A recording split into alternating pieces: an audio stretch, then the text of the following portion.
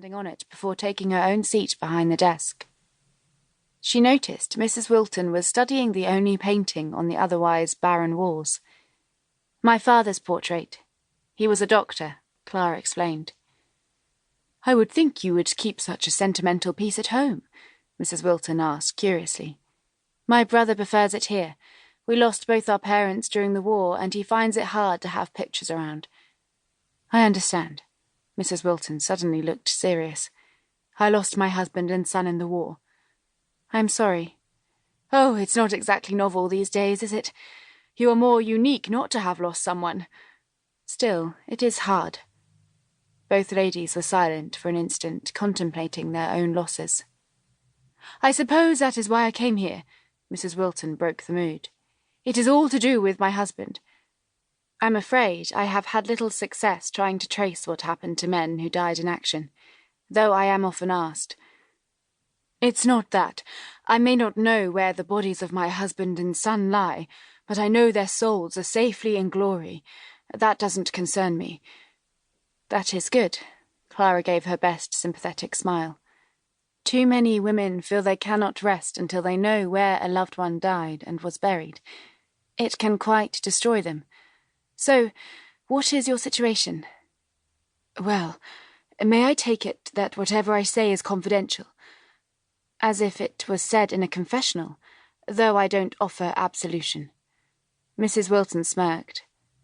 "I find I'm not the confessing type. Normally, anyway. I don't go in for that Catholic stuff. I'm a spiritualist. Have you heard of us?" "You believe it is possible to communicate with the dead?" "As a crude assessment of our beliefs, yes. Look, Miss Fitzgerald, I need to know you will listen to what I have to say with an open mind." Clara felt her suspicions rising. She was not in the mood for games, and was starting to think Mrs Wilton was wasting her time. "I am reasonably open-minded, Mrs Wilton, though I would not make the mistake of taking that to mean I am gullible." "Of course not. It's just some people will laugh at one when you talk about the afterlife and so forth." "I would not laugh, but I do need a physical case to work on. Spiritual problems are out of my area of expertise." "I am not so foolish." Mrs Wilton bristled a little, then visibly deflated. "It's about money, which, I am sure, is perfectly in your area of expertise." Clara was offended, but prudently held her tongue. "If you explain your situation, I shall see what I can do." "It is simple, really. My husband was old-fashioned in his thinking and could not abide banks. He promised me before he went to the front that he had left me a sizable sum of money, should the worst happen, to safeguard my future." Mrs Wilton paused and fiddled nervously with a clutch on her bag. "Only it seems he didn't." "Didn't? Leave me any money?" "He left no will." "Not to my knowledge, and I have hunted for it. He didn't trust solicitors either, you see, so life has been rather difficult for me, as you can imagine. I have had to dismiss most of the servants, and I have been making ends meet by selling whatever I can, but even that has been hard in this day and age." "I quite understand, Mrs Wilton," Clara said, and she did too. Many families had been left destitute by the loss of a breadwinner in the war. She herself only just made ends meet with her little detective business, as some critics were cruel enough to call it. "But I am still not clear on what you want from me."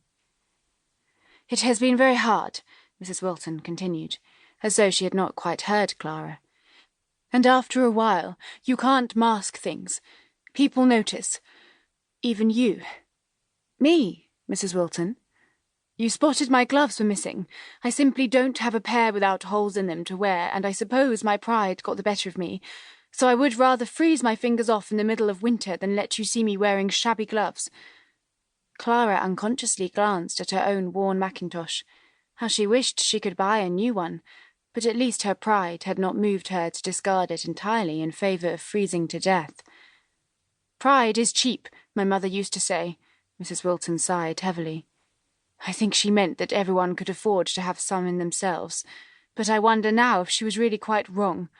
Pride can actually cost a person quite a lot." "Would you like a cup of tea?" Clara interrupted, as the kettle started to faintly whistle. She decided it was time to move the conversation.